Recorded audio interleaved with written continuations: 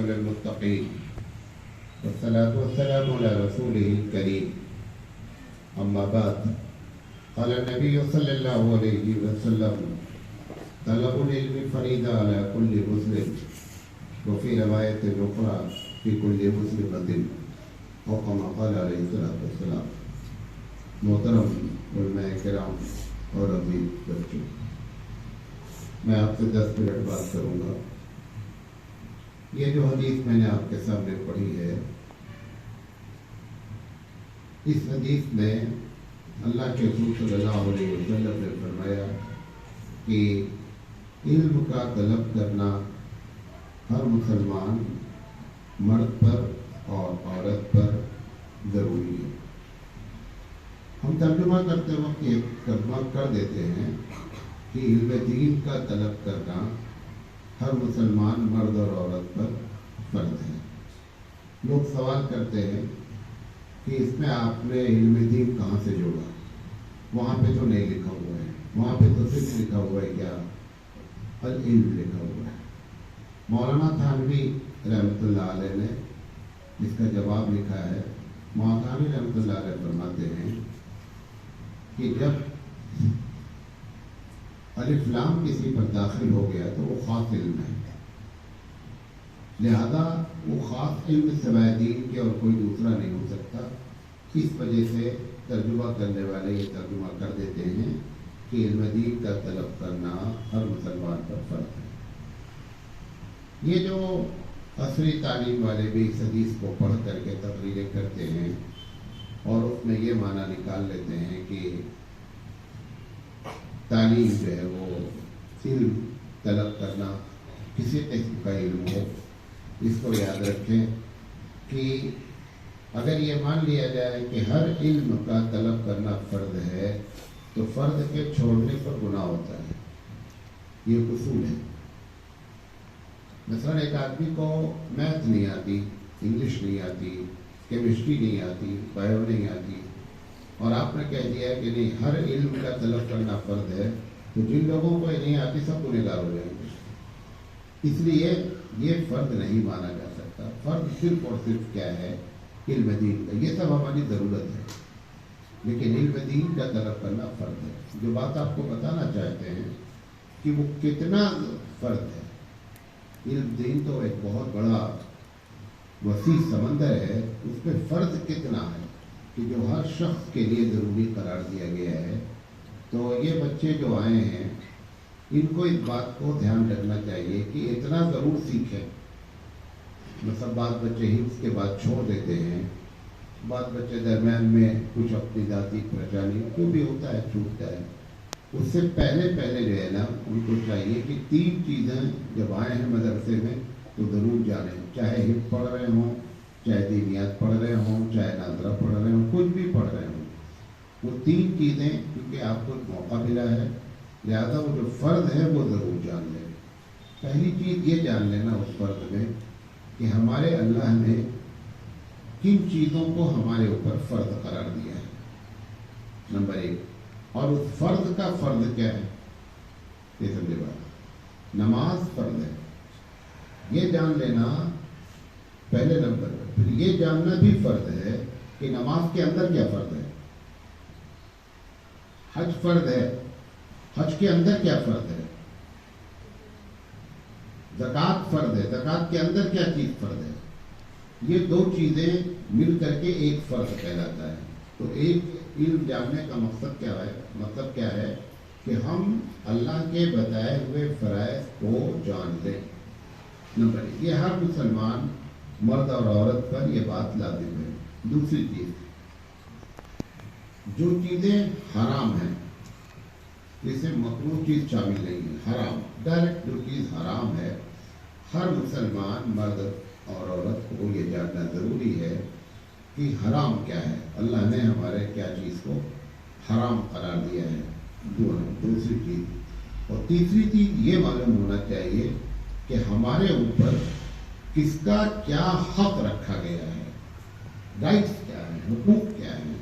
اللہ نے ہمارے اوپر ماں کا کیا حق رکھا ہے، باپ کا کیا رکھا ہے، بڑے بھائی کا کیا رکھا ہے، استاد کا کیا حق ہے، پڑوسی کا کیا حق ہے. جب یہ تین چیزیں کوئی جان لیتا ہے تو وہ گویا کہ اس حدیث کے زمرے میں آ جاتا ہے کہ علم کا طلب کرنا فرض ہے، آپ نے اس فرضیت کو پورا کیا۔ سمجھے میری بات؟ نمبر 1، وہ تینوں چیزوں کا ذکر جو ہے وہ کہاں ہے، کیا چیز فرض ہے، کیا حرام ہے، کیا حقوق ہیں، اس کا اکثر و بیشتر حصہ جو ہے وہ قرآن کریم میں ہے۔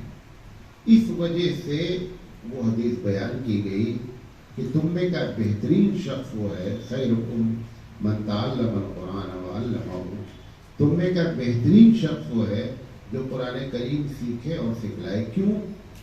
کیونکہ قرآن اگر سیکھے گا اور سکھلائے گا تو وہ تین چیزوں کو ضرور جان لے گا، اور وہ جب وہ تین چیزوں کو جان لے گا تب گویا اس نے فرضیت کو جانا، جو طلب العلم فریضہ تھا اس کو تب وہ جانا۔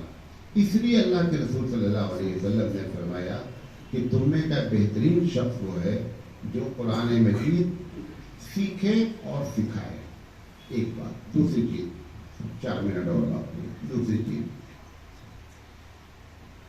بہت سے لوگ اس غلط فہمی میں ہیں، جب ایک حدیث پڑھی جاتی ہے، جب جلسہ ہوتا ہے تو جلسے میں یہ بتایا جاتا ہے، ایک حدیث پڑھی جاتی ہے کہ جو لوگ حافظ ہوتے ہیں تو ان کے والدین کو جو ہے وہ ایک تاج پہنایا جاتا ہے، پہنایا جائے گا قیامت میں، جس کی روشنی چاند اور سورج سے زیادہ ہوگی۔ صحیح حدیث ہے، ابو داؤد شریف کی روایت ہے، اور بھی روایت ہے سیاستہ کی۔ اس کے آگے ایک ٹکڑا اور لکھا ہوا ہے جس کو جلسے میں نہیں پڑھا جاتا ہے، چاہے ہم جان بوجھ کر کے کر رہے ہوں یا یہ کہ مجھے معلوم ہی نہیں ہے کہ حدیث میں ابھی ایک ٹکڑا باقی ہے۔ وہ ٹکڑا یہ ہے کہ اللہ کے رسول صلی اللہ علیہ وسلم نے فرمایا کہ فمن ذا الذی من عمل بہذا، ایسے الفاظ آگے پیچھے کر کے آئے ہوئے ہیں۔ جن لوگوں نے حفظ کیا ان کے والدین کو تاج پہنایا جائے گا، یہ ایک فضیلت بیان کر دی گئی، لیکن ایک ایسی فضیلت جو بیان کرنے کے لیے اللہ کے رسول صلی اللہ علیہ وسلم نے الفاظ کا استعمال ہی نہیں کیا کہ اس شخص کے بارے میں تمہاری کیا رائے ہے جس نے اس پر عمل کیا۔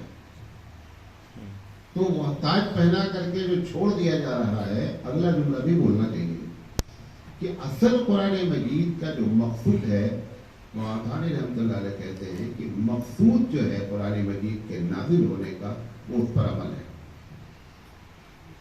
ایک آدمی غیبت نہیں کرتا، ان پڑھ ہے لیکن غیبت نہیں کرتا، اس سے پوچھا جاتا ہے آپ غیبت کیوں نہیں کرتے؟ وہ بولتا ہے کہ ہمارے اللہ نے منع کیا ہے۔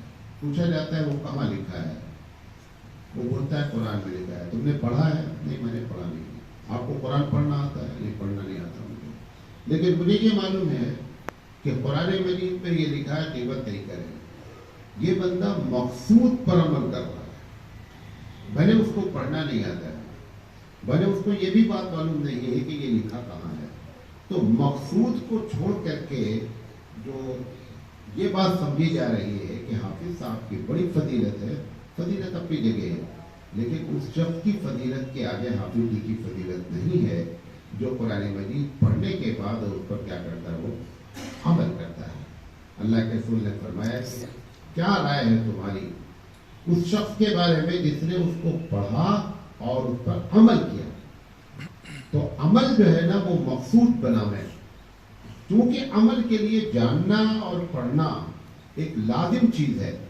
جیسے کسی بلڈنگ کے بنانے کا مقصد چھت ڈالنا ہوتا ہے، لیکن چھت ڈالنا مجبوری ہے کہ پلرز ڈالے بغیر چھت نہیں پڑتی، اس لیے مجبوری طور پر ہم چھت پلر بناتے ہیں، ورنہ اگر کوئی ایسا سسٹم ہو جائے کہ چھت پڑ جائے اور پلرز نہ ہو تو ہم چھت ڈال کر اپنا مقصود اپنا حاصل کر لیں گے، لیکن چونکہ پلرز اس مقصود کے لیے کیا ہے، لازم ہے، اس کے بغیر چھت نہیں پڑتی۔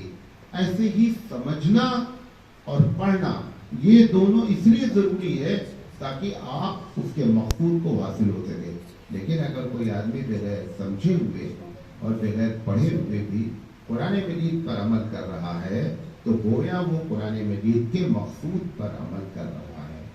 تو آپ لوگ حفظ کر رہے ہیں حفظ کے ساتھ ساتھ اس بات کو بھی دعا بھی کریں کہ اللہ جو میں نے پڑھا ہے جو یاد کیا ہے اس کو ہماری زندگی میں اتارے، کیونکہ اصل مقصود وہی ہے کہ ہم اس میں جو لکھا ہوا ہے اس پر عمل کریں۔ یہ باتیں آپ کے ساتھ لگ کرتے تھے۔ اللہ تعالیٰ کی دعا ہے کہ اللہ تعالیٰ کہنے سے زیادہ عمل کرنے کی توفیق عطا فرمائے۔ وآخر دعوانا ان الحمد للہ رب العالمین۔ دعا کر لو۔ بسم اللہ الرحمن الرحیم۔ سبحانک اللہم وبحمدک، تبارک اسمک، وتعالی جدک، ولا الہ غیرک، اللہ